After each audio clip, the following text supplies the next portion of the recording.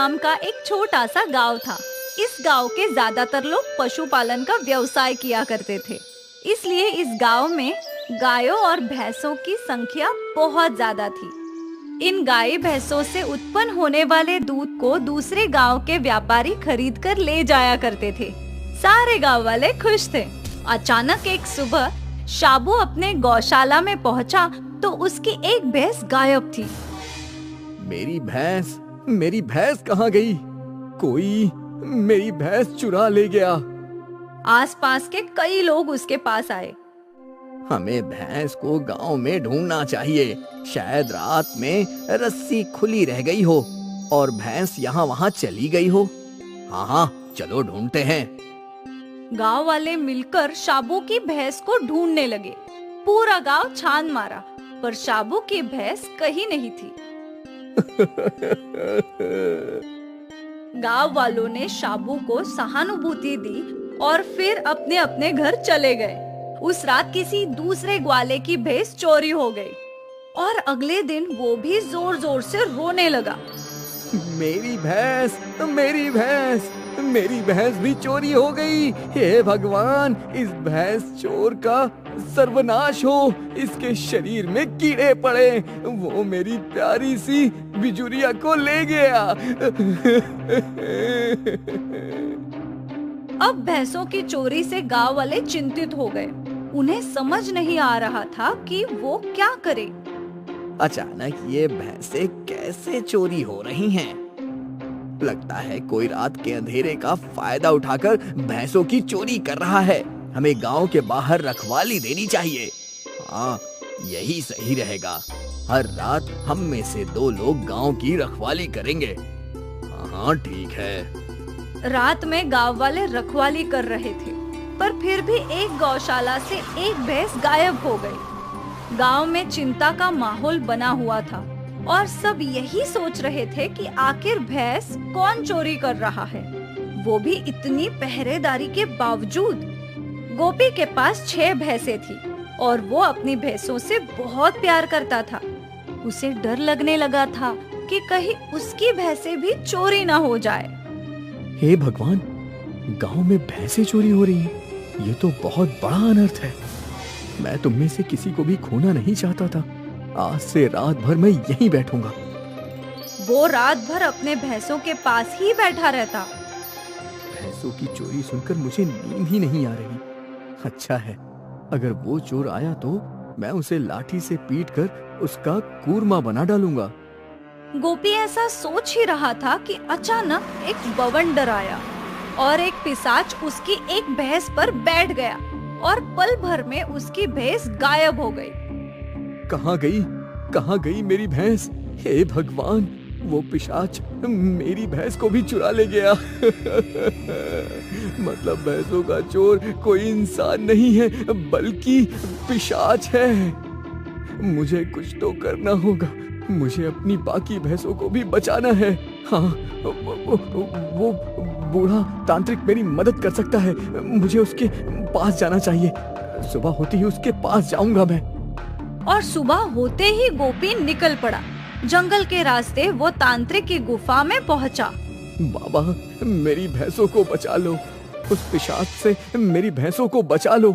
वो पिशाच रात में भैंसों की चोरी करता है। कुछ भी करके मेरी भैंसों को बचा लो। मेरी जान है वो। रो मत गोपी, मेरे पास तेरी समस्या का हल है। कैसा हल? एक मंत्र। जब वो पिशाच मिल जाए तो उस पिशाच को पकड़ लेना, उसे अपनी और गांव वालों की सारी भैंस वापस ले लेना और फिर उसे छोड़ देना। मंत्र क्या है बाबा? उस तांत्रिक ने गोपी को पिशाच को बांधने के और मुक्त करने के दोनों मंत्र दिए। गोपी ने तांत्रिक का आशीर्वाद लिया और वहां से लौट गया। गोपी अपनी गौशाला में लौटा और रात होने का इंतजार करने लगा। आज तो मैं उस पिशाच को बिल्कुल नहीं छोड़ूंगा। आज वो नहीं बचेगा। रात हुई और गोपी और भी ज्यादा चौकन्ना हो गया। आधी रात को फिर से वो बवंडर आया और इससे पहले कि उसे पिशाच दिखाई देता, ओम ह्रीं क्रीं काल बंधवे हस्ते पिशाच बंधनम। गोपी ने वो मंत्र पढ़ लिया और पिशाच के आसपास एक बंधन बंध गया। छोड़ दे मुझे, छोड़ दे मुझे। नहीं छोड़ूंगा। न जाने तूने कितने मासूम भैंसों को खाया है। अब मैं तुझे बिल्कुल नहीं छोड़ूंगा। पिशाच के आसपास के घेरे में आग लग गई और पिशाच उस आग में जलने लगा। अरे मूर्ख, छोड़ दे मुझे। तुझे जो चाहिए मैं दूंगा, मुझे छोड़ दे। ये हुई ना बात। सबसे पहले जितनी भैंसें तूने चुराई हैं, सब लौटा। अभी अभी देता हूँ सब।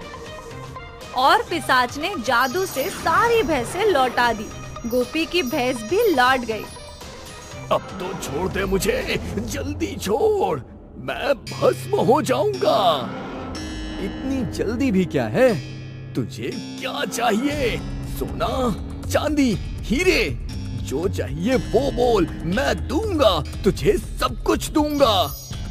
ठीक है, तो गांव का हर घर पक्का बना दे।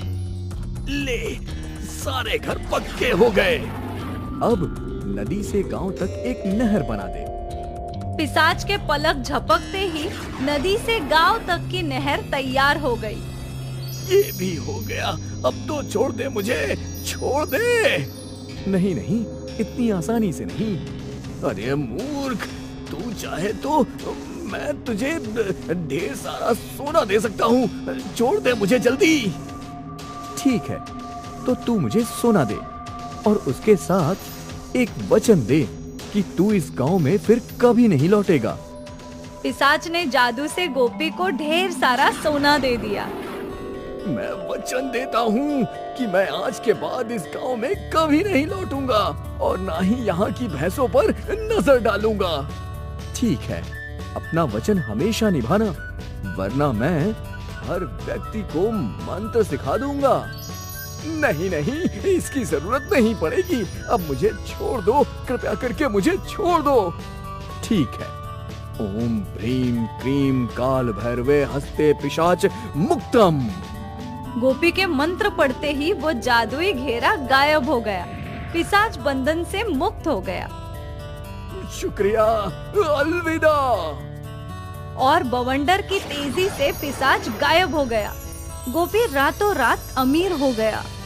गोपी गांव वालों का हीरो बन गया।